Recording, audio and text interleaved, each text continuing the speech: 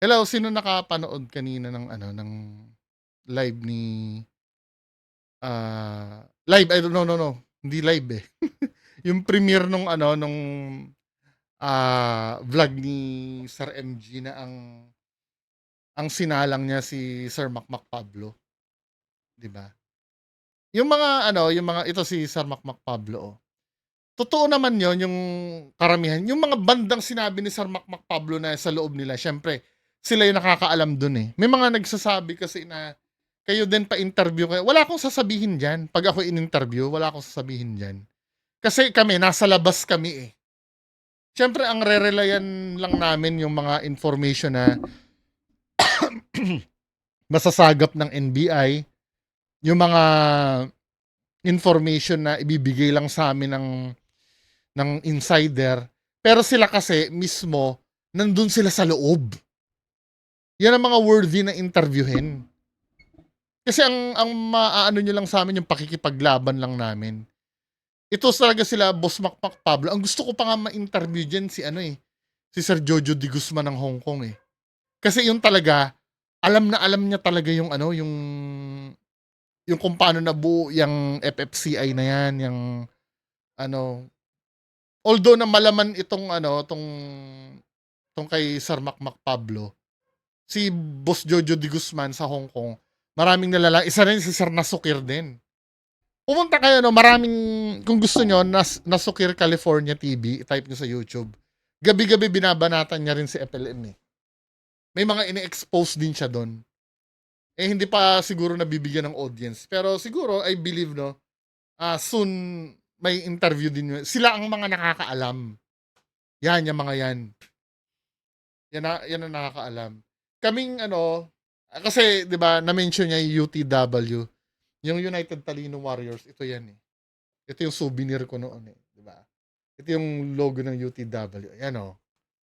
UTW. Nababasa niyo ba? United Talino Warriors. Tapos yun ang pangalan ko, Bungo TV. Malabo lang eh.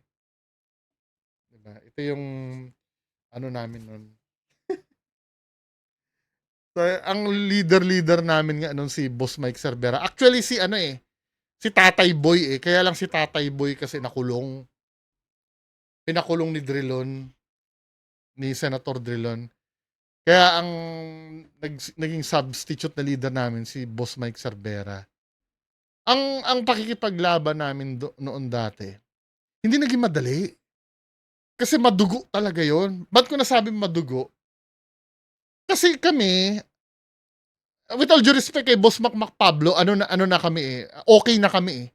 Nababati-bati ko na PM ko na rin to si Sir Makmak Pablo, sila Jojo de Guzman, sila Sir David Ilagan, sila Sir Nasukir. Meron pa nga akong video ng debate kay Sir Naso, nagmumurahan talaga kami niyan eh. Kaya lang dumating na yung time, alam mo yon na nagkaroon ng kami ng common cause. 'Di ba? Yung kasing sinaniban nila, nung napanood ko yung ano, naiintindihan ko na rin, 'di ba? Yung pinagdaanan nila. Kaya ko nasabing madugo yung ano, yung laban namin kasi biruin niyo naman, men. Regarding kay FLM, magre-raise kami ng argument, pepersonalin kami. Ire-research yung kung ano yung real identity namin, tapos ipo-post yung picture namin, i-edit. Alam mo yon yung mga ganun laban. Kaya hindi mo masisisi kaya ako naka-mask eh. Tapos nag-disable pa ako ng FB that time. Yung panahon nila. Kasi nga, kakalkalin yan. Lahat ng ano, pati nanay ko, anuhin. Yun kasi masakit eh. For example, no, may inano ka, hindi dahil duwag eh. Well, kasama na siguro dahil natatakot ka na maano yung identity mo, no? Kasi talagang aanuhin ka eh. Hahantingin ka eh. Dati eh. Kahit nagsalita ka lang naman, may napuna ka lang doon, dapat wala kang pupunahin sa kanila. Nung panahon namin, hindi naman si Boss Makmak Pablo yung ano, yung direktang nakakaaway noon. Pero sa part nila, ganun kasi. 'di ba? Ang hindi ko makakalimutan do'n, yan sila Jojo de Guzman. Mas interesado sila do'n sa personal mong buhay na i-expo hindi ko nage-gets 'yun. Ang sama ng loob ko kay Jojo de Guzman nung dati, yung ano, yung sila. Pero as time goes by, naging kaibigan na, eh. I mean, kumbaga masasabi ko nga, eh, parang alam mo 'yun, yung nasa isang community kami na naging kabarkada ko din itong mga 'to, 'di ba? Hindi rin sila parang naging iba. Kumbaga, nagkaroon din ng resolution. Kasi nung time na 'yan, ito ha, nung time na 'yan, nung bumaliktad sila, hinangaan ko talaga sila. Kasi yung ginawa nila hindi kasi madali 'yun, eh. Hindi siya madali. Alam niyo kung bakit? Biruin mo, ah, isang taon din kaming nagbanatan, eh. Yung talagang todo tanggol nila, "Hindi, si FLM ay ganito, si FLM ganyan."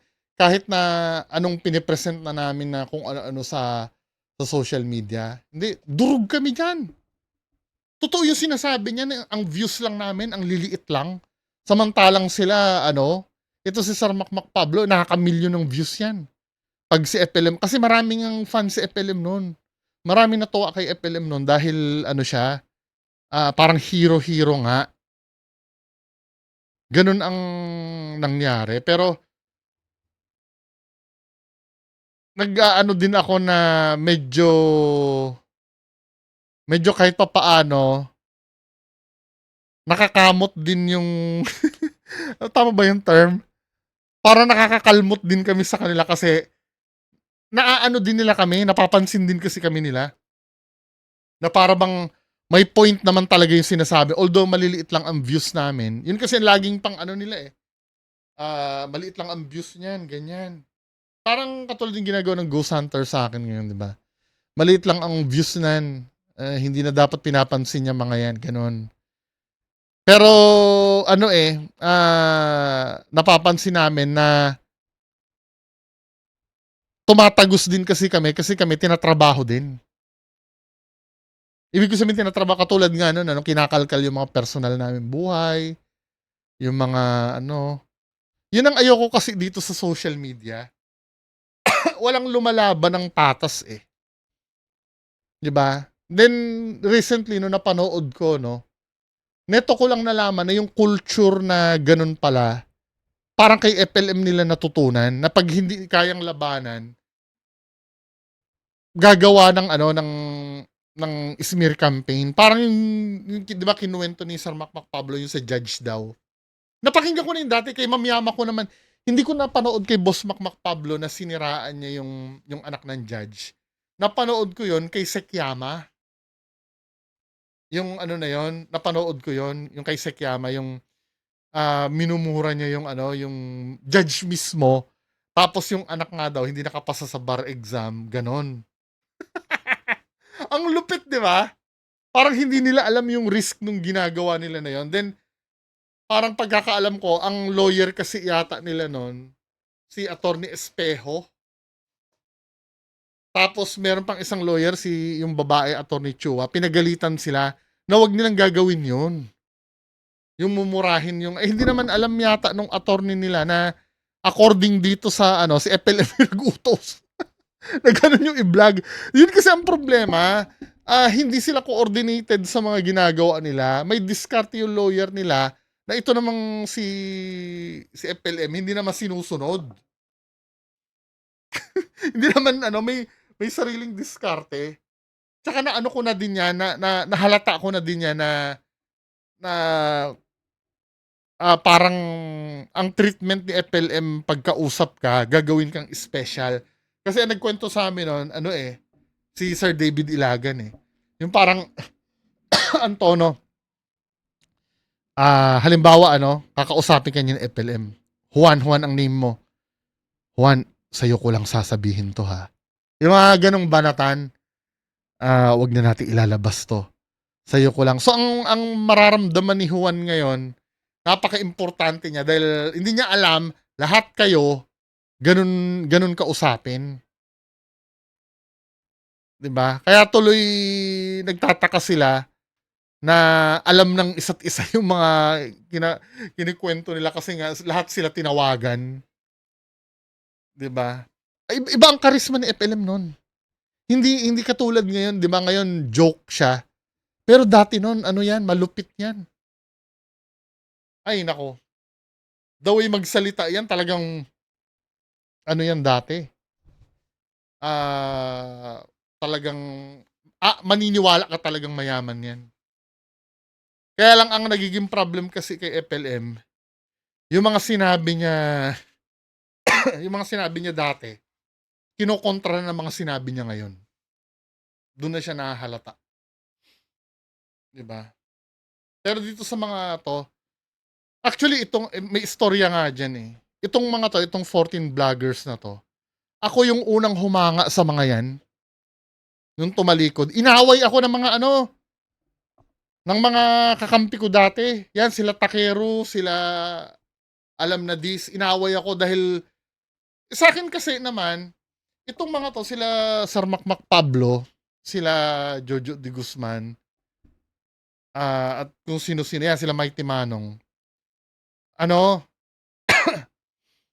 hinangaan ko kasi yung mahirap kasi yung ginawa nila, eh. Just imagine, die-hard fan kayo ngayon, kinabukasan nagkukulaong na kayo. Kumbaga nakita ko yung kasi yun naman talaga ang goal namin, eh, magising sila nun dati, eh.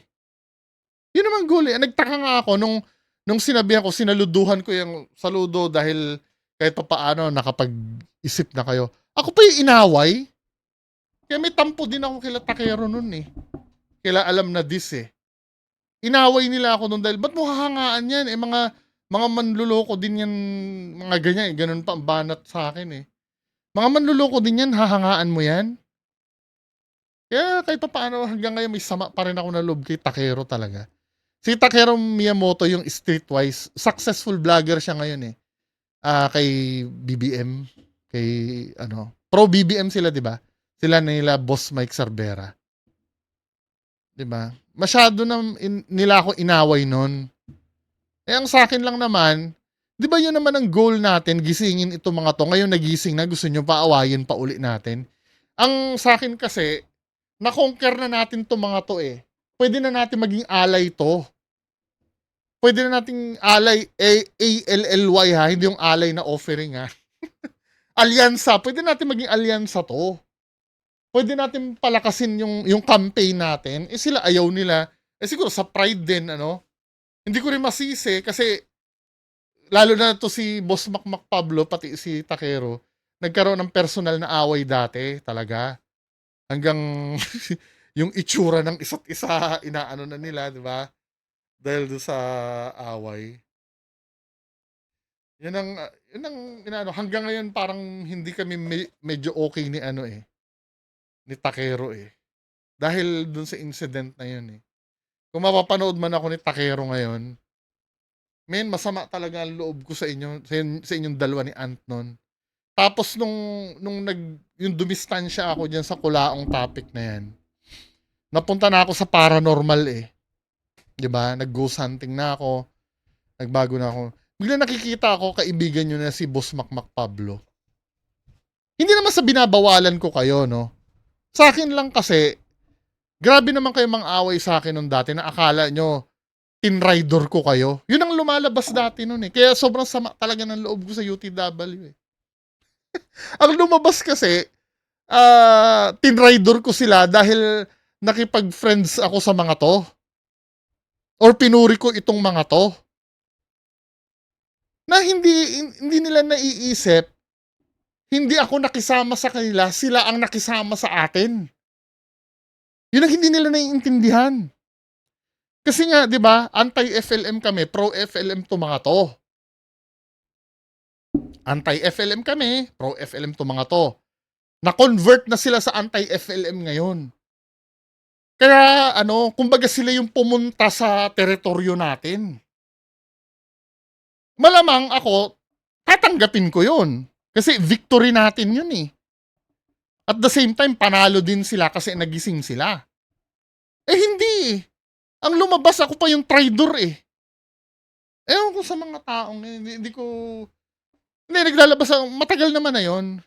'Di ba? Kinalimutan ko na rin. Pero ano, inano ko na, Tapos yun na yung mga, pinersonal-personal na ako, 'di ba? Mga ganyan, hindi ang masakit na sarili kong team yung, pumersonal sa'kin. Si Boss Mike hindi naman 'yan, okey 'yan si Boss Mike. Yun lang si alam na diss at takero lang. Dahil sila yung ano, talagang nakaaway nitong mga 'to, personalan talaga yung naging away nila nun, siguro nakita nila ako na nakikipagbatian sa mga 'to dati, ta's nag-vlog pa ako na sumasaludo ako sa mga 'to. Kahit nga mga supporter ko din dati inaway din ako, ba't ko daw ginawa yun, 'di ba? Umalis na lang ako. Pumunta akong paranormal. Buti na lang may nag-suggest sa'kin na reakan ko yung video ni Beams Ghost TV yun dati, 'di ba? Kaya lumipat ako ng ano, ng paranormal nun. Ta's malaman-laman ko, naging tropa din naman pala nila si Sir Makmak Pablo, 'di ba? Ang labo, 'di ba? Yung kung ano yung inaway nila sa'kin, ginawa din lang naman pala nila. Well, hindi naman ako tutol dun, 'di ba? Ta's every time na magko-content ako kay FLM nun, palagi nilang sinasabi, "Yan, FLM yan, tapos na yan, FLM ka pa ng FLM." Parang, ano pakialam niyo men, 'di ba? FLM ka naman, FLM na yan. Tapos panay ang sabi, ayoko na i-content kasi yan na itapos na. Eh di wag niyo i-content. Ba't kaya isasama niyo pa ako? Pwede naman hindi niyo naman pala i-content. Yan, bukang bibig ni Takero dati nun. Ayoko na talaga i-content yan kasi yan na itapos na tapos biglang i-content niya naman. Diba? Pero hindi ko naman madidinin, naging kaibigan ko naman talaga sila. Yung naging okay yung ano namin dati nun, yung samahan. Nakakalungkot lang talaga nung mga bandang huli nung laban. Bago kami nagkahiwa-hiwalay, nagkaroon ng samaan ng loob. O ako lang yata. Sila okay yata sila Ako lang yata yung, kasi nga, hinangaan ko itong mga to. Mahirap naman talaga ang ginawa nito mga to. Yung pinagtatanggol nila tapos bigla nilang tinalikuran. O edi nakuha na natin sila. Pero ang interpretasyon kila Takero nun, Takero Miyamoto, yung sa Streetwise with Takero, yun yata ang channel niya ngayon Ang interpretasyon nila, ako yung tumalikod sa UTW. Labo, di ba? Well, at least, after 5 years, no? After 5 years, nagkaroon din nailabas din itong mga to. Kasi, God's will ito Kung hindi ilalabas itong mga to, totoo yung sinasabi ng iba na yung mga issue. Actually, yung sinasabi ni Sir Makmak Pablo na yan, some of it kasi, naisabi na nila sa public yan Pero nung time na sila nagla-live, i-search niyo yung mga old videos ni Sir Makmak Pablo. Vocal na sila noon. Lahat halos ng kinuwento niya diyan ay, well, may mga ibang kinuwento siya diyan na hindi ko pa alam. Pero yung ibang kinuwento niya diyan, naisabi na nila noon niya nung tumalikod sila. Napanood ko 'yon. Kaya lang mas maganda nga ngayon kasi mas marami na yung audience. Mas marami na yung naging aware. 'Di ba? Na may ganun pala talagang nangyari dati nung pandemic.